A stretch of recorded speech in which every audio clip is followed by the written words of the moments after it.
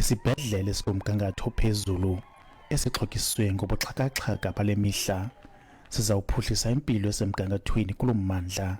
Indlela engcono yokuwonga eliqala lomzabalazo elalwela inkululeko yabantu baseMzantsi Afrika. So this is a kind of work that this government is doing. We are committed to that. We are changing people's life. Healthcare is quality. Healthcare is important. Healthcare is life, and our people must actually get a proper service and a quality service from us as government of the people, by the people, for the people. Wonke umntu wamkelekile ukuba afumane iinkonzo kwesi sibhedlele. Esi sibhedlele ngokuba khona kwaso apha sizawunceda abantu basezilalini ebebekade behlupheka behamba imigama emide bengafumani incedo kufuneka ukuba mabaye kwezinye iiprovinces kwaZulu Natal nako OR Tambo ababebesebenzisa imali enkulu.